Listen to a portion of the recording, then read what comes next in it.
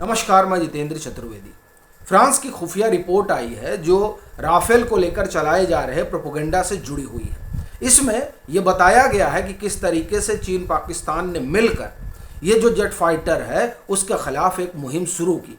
तो वो पूरा किस्सा क्या है उसको जानेंगे समझेंगे। साथ ही साथ भारत के रक्षा सचिव ने भी एक साक्षात्कार के दरमियान राफेल से जुड़ी हुई कई बातें बताई हैं। और इतना ही नहीं, डसाल्ट जो राफेल बनाता है उस कंपनी के जो सीईओ हैं एरिक ट्रेपियर, उन्होंने भी अभी मुझे लग रहा है तकरीबन 15-20 दिन हो गया एक साक्षात्कार में इस बात को उजागर किया था रफाल वाले मसले पर। तो उनकी भी जो बातें उसको भी हम लोग समझेंगे, चूंकि बात रफाल पे ही हो रही है और उस दुष्प्रचार अभियान पे जो चीन और पाकिस्तान के जरिए चलाया गया। लेकिन सबसे पहले आते हैं फ्रांस की खुफिया रिपोर्ट पर।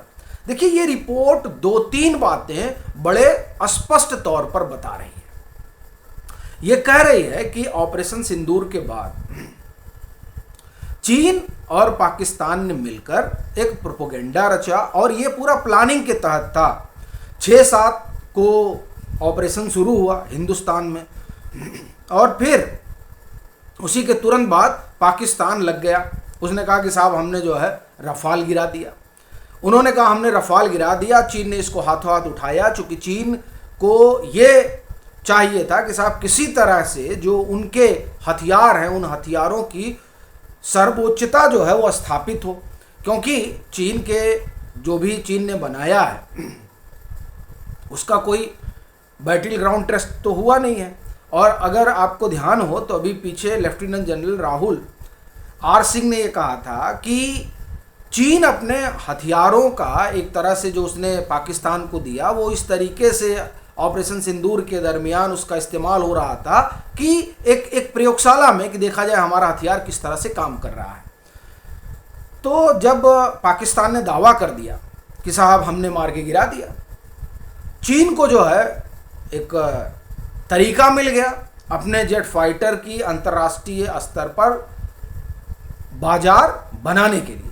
तो उन्होंने बाकायदे AI जनरेटेड वीडियो बनाया और उस वीडियो को सर्कुलेट कराया गया सोशल मीडिया पर। इतना ही नहीं, जो चाइनीज़ एम्बेसी है उस चाइनीज़ एम्बेसी का इस्तेमाल किया गया और उस एम्बेसी के ज़रिए तमाम वो देश जो रफाल ख़रीदना चाहते हैं उनके ऊपर एक तरह से आप कहें कि उनको भेजा गया, उन्हें बताया गया, कन्विंस किया गया कि देखिए ऑपरेशन सिंदूर के दरमियान किस तरह से राफेल की स्थिति बनी। यानी एक दुष्प्रचार शुरू किया गया रफाल के लिए और ये पाकिस्तान के साथ मिलकर चीन कर रहा था, चूंकि चीन को अपना सामान बेचना था। देखिए रिपोर्ट क्या कह रही है। फ्रांस की खुफिया रिपोर्ट के मुताबिक ऑपरेशन सिंदूर के बाद चीन प्रोपेगेंडा कैंपेन शुरू कर दिया जिसके तहत राफेल जेट विमानों की बिक्री को प्रभावित करने की कोशिश की गई। चीन ने अपने दूतावासों के जरिए उन देशों को राफेल खरीदने से रोकने की कोशिश की थी जिन्होंने फ्रांस के इन जेट विमानों के ऑर्डर्स दिए थे और इसके बजाय वो ये कहने लगे कि चीन का आप जेट विमान खरीदिए। फिर आगे ये रिपोर्ट कहती है कि चीन दूतावास के डिफेंस अटाशे ने तर्क दिया था कि भारतीय सेना की ओर से इस्तेमाल में लाए जा रहे राफेल विमान कारगर नहीं है। उन्होंने अन्य देशों के डिफेंस अधिकारियों के साथ हुई बैठक में चीन के बने हथियारों का इस्तेमाल करने के लिए उनको एक तरह से आप ये कहें कि समझा बुझा रहे थे। अब आप देखिए कि किस तरह का अभियान चल रहा था रफाल के खिलाफ।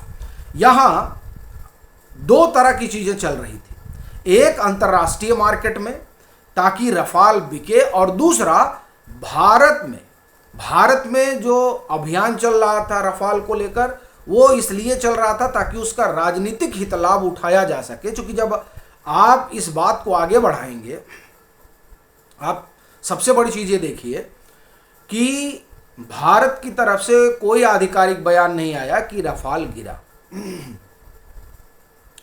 जब प्रेस ब्रीफिंग हो रही थी ऑपरेशन सिंदूर के दरमियान तो सेना ने इतना ही कहा था कि देखिए जब दोनों तरफ इस तरह के कम्बैट सिचुएशन में होते हैं तो कुछ नुकसान होता है, लेकिन जो उन्होंने कहा कुछ नुकसान होता है, उस नुकसान को जोड़ दिया गया रफाल से, ठीक।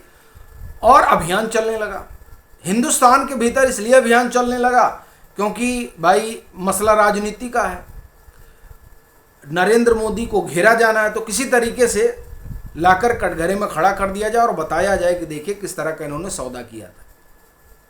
तो हिंदुस्तान में तो इसलिए रफाल के खिलाफ अभियान चला, और बाहर चलने का कारण ये फ्रांस की खुफिया रिपोर्ट बता ही रही है। इसमें जो कुछ अंदर हुआ उसको लेकर देखिए, जो भारत के रक्षा सचिव हैं उन्होंने एक साक्षात्कार में कहा, उन्होंने कहा कि देखिए पहली बात तो जितने अखबार इस बात की रिपोर्ट कर रहे हैं कि राफेल गिरा, ये सीधे सीधे झूठ है। एक भी जो है हमारा विमान कहीं नहीं गिरा, ये राफेल की बात अगर मैं कहूं तो उन्होंने ये स्पष्ट तौर पर रक्षा सचिव ने इस बात को रेखांकित किया। और इससे पहले चाहे सीडीएस का बयान रहा हो, जब वो एक साक्षात्कार के दौरान, बयान न कहें, एक साक्षात्कार के दौरान जब वो सिंगापुर गए हुए थे, तो उन्होंने साक्षात्कार के दौरान जेट डाउन होने की बात कही थी, किसी ने रफाल गिरने की बात नहीं की। फिर जो दूसरे रक्षा आप ये कहें कि अधिकारी हैं जिन्होंने एक स्पीच में बोला, संभवतः वो इंडोनेशिया में थे, तो वहाँ भी किसी ने रफाल की बात नहीं की थी। लेकिन हो क्या रहा है कि जो कहें कि आप ये लोग एज्यूम कर ले रहे हैं कि नहीं वो रफाल ही है, और जब इस तरह की चीज़ें घरेलू राजनीति में निकल कर आती हैं तब ध्यान आता है किसका, पूर्व सीडीएस जो अब हमारे बीच नहीं रहे, बिपिन रावत साहब। वो कहा करते थे कि भारत को 2.5 मोर्चे पर लड़ना है। वो 2.5 मोर्चा यही है, एक पाकिस्तान, एक चीन, और आधे जो यहाँ पर आप एक तरह से कह कि अभियानी है पूरा जो तंत्र है, कि उधर से पाकिस्तान ने कुछ साझा किया और इधर से चीज़ें जो है वो उस लिहाज से चलने लगी। तो ये बड़ी आप एक तरह से कहें कि परिस्थिति गड़बड़ है। कम से कम जो आ रहा है उस पर तो भरोसा किया जाना चाहिए। लेकिन खैर, रफाल को लेकर अभियान 2000 आप ये कहें कि 18 से चल रहा है, और उस अभियान के पीछे की एक ही कहानी रही कि किसी तरीके से जो सत्ताधारी दल है उसे सत्ता से बेदखल किया जाए, और उसी बेदखली को पुख्ता करने के लिए राफेल एक जरिया बना। तो उस समय नहीं सफल हो पाए, तो अब ये हुआ कि साहब ऑपरेशन सिंदूर के दरमियान आरोप लगी रहे हैं, और जो बाहरी ताकतें हैं जिन्हें अपना सामान बेचना है, अपना जेट फाइटर, वो राफाल को लेकर एक अभियान चला ही रही, तो क्यों ना उस अभियान में अपनी राजनीतिक रोटी भी सेकी जाए। लेकिन वो बात बन नहीं पा रही है, क्योंकि फ्रांस से भी लगातार वहाँ के भी तमाम जो है डिफेंस से जुड़े हुए लोग, ये खुफिया रिपोर्ट ही आ गई। फिर जो डसाल्ट एविएशन के सीईओ हैं, जो कंपनी रफाल बनाती है, एरिक ट्रेपियर, जो उन्होंने कहा कि नहीं साहब ये सवाल ही नहीं उठता है कि एक भी रफाल जो है वो गिरा हो।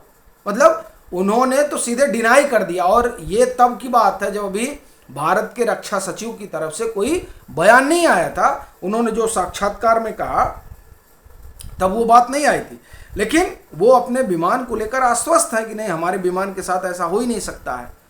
तो खैर, तो ये जो अभियान चल रहा है, इस अभियान का एक तरह से कहें कि इन्होंने पोल खोलकर रख दी है कि नहीं साहब ये गड़बड़ है। चीन पर राफेल के खिलाफ झूठा कैंपेन चलाने का आरोप, ऑपरेशन सिंदूर के दौरान एआई फुटेज का इस्तेमाल किया। यानी देखिए, मैं उनका जो रक्षा सचिव है उनका जो सीधा सीधा कहना है कि राफेल विमान को गिराए जाने की बात बिल्कुल गलत है। तो ये आप एक तरह से कहें जो पूरा अभियान चल रहा था, उस अभियान को फ्रांस की जो रिपोर्ट आई उसके ज़रिए, फिर डसाल्ट एविएशन के जो सीईओ हैं उन्होंने, भारत के रक्षा सचिव उन्होंने, इन सभी लोगों ने सिरे से खारिज कर दिया है कि इस तरह की कोई घटना हुई भी थी। आप सभी जुड़े, उसके लिए आपका आभार। आपसे आग्रह रहेगा कि इसे ज़्यादा से ज़्यादा साझा करिएगा।